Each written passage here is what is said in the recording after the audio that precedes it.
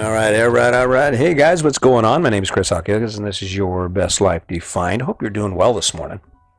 Hope you woke up excited about some of the stuff in your life.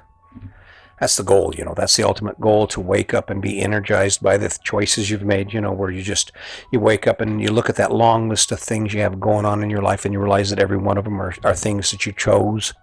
They're cool things that you like to do that give you perspectives on life that make you better, that make your life better. That's where we're at. That's where Sandy and I are at. We wake up every day and we look at our life and we're like, yeah, well, this could be bad. I mean, could be better, but it certainly isn't bad. And it comes down to that appreciation.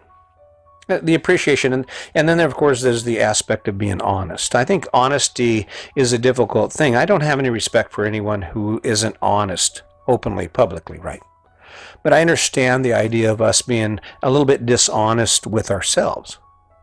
Because it's hard. Because once you are honest with yourself about your true feelings about anything in your life or who you've become, you're almost obligated to take action to change that. You're almost obligated to say, okay, my life sucks, now what do I do about it? Right? So what we do is, and I've done it, I used to lie to myself. I'd say, well, how happy I was that all the things I got to do every day was amazing, and I used to drive my life, and I used to stand out on my front porch drinking a beer, looking out over my nest, my lawn, all my stuff, and thinking to myself about how great I am, about how amazing of a job I do. I look back, I can't even imagine if I had actually focused and actually did the amazing job that I was pretending to do. Was I getting by? Was I average? Yes, I was average, very average. And it only changed when I stopped lying to myself. I stopped fooling myself about the true amount of effort I was putting into the things I was doing, and more than that, about why I was doing it. Just like I'd been taught, I woke up every day knowing that, I'm happy. Are you happy? Yeah, I'm happy. I love my life. I love the fact that my weekends are filled up with yard work. I love the fact that my weeks are filled up with work and housework and obligations and being here and doing this and doing that. But I really wasn't. I didn't wake up excited every day. Not like I do now. I don't even think excitement actually explains it. I'm going to do a podcast about finding your inner peace, about finding peace, right? And in thinking about that, I came up to this realization that the true goal isn't happiness. Happiness is a facade. We will never, ever truly be happy with anything. An example is we've been in Grand Rapids now for almost 2 months. We're about 3 weeks away from leaving, and I can already see myself or feel myself changing in attitude towards where we are. I'm already starting to get excited about where we're going. So the idea that we are going to just find one place and put this magic puzzle together and then sit back happily ever after, it's bullshit. That's not how it works. You settle into it, and all of a sudden you realize, well, that sucks and this sucks. And before you know it, what happens is you're looking beyond your life to something else that will inspire you. Because you got to have energy. You got to have something that makes you wake up in the morning and do what you do every day to maintain your life, right? And I get it. It's cool. If you're that guy that loves that big ass house and you don't mind that debt because you wake up every day and you get to mow lawns and you get to fix things and paint things and that is your zen. Do it. Go for it. Rock it, man. Just go for it, right? But the sad thing is that's not where most of us are. That's not where most of us are. Most of us are sitting in this place where we are basically trapped. There are things we'd like to do, like even now, even for as much as I enjoy my life, I really want to travel abroad. I want to go overseas.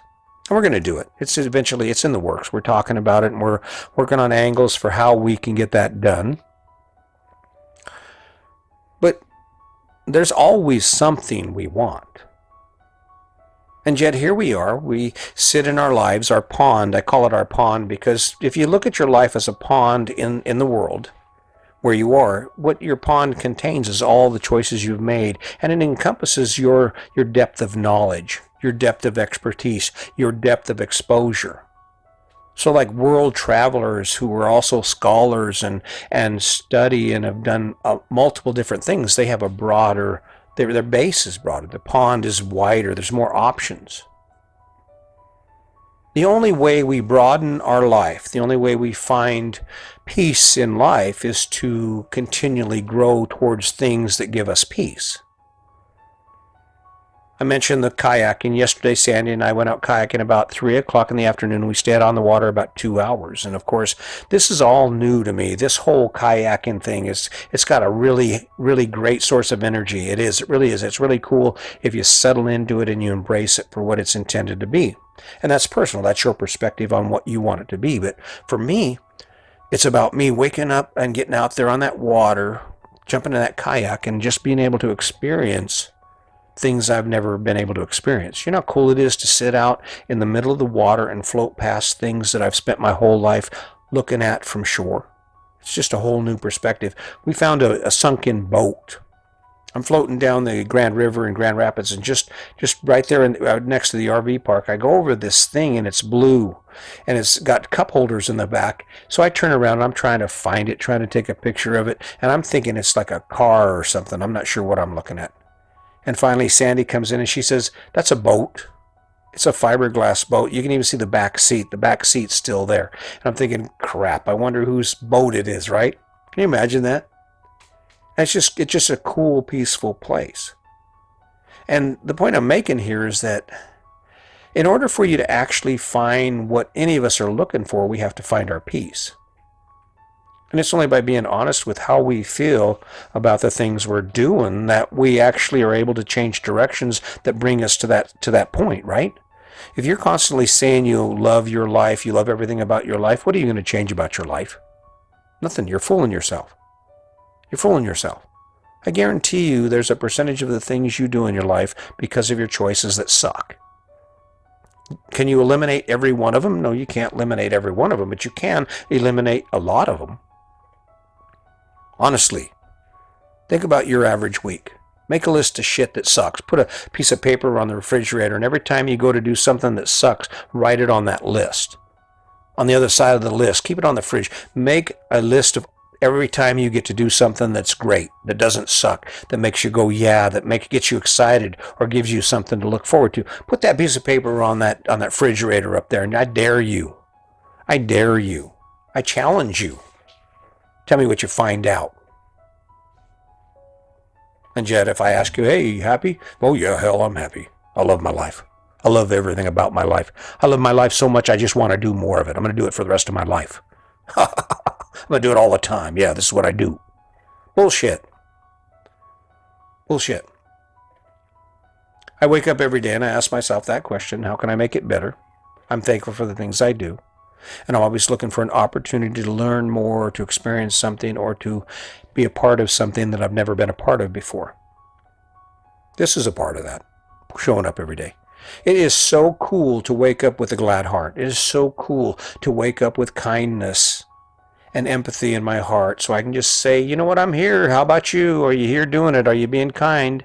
I hate COVID-19 there's a couple of reasons why it just kills me, but I hate not being able to see people's faces. The smile. It's been a long time since I got to see someone smile. I like to stand back and watch people now because you don't see it. You come up close to people and the eyes don't do it. I'm really trying. I'm trying to get that smile, those smiling eyes. You know, anyone who can do that can really rock this, right? Rock a mask. You don't need a mouse. You got eyes smiling, right? I don't know. I think we owe it to ourselves to wake up every day and look at what we have, be thankful for it, and then find a way to make it better.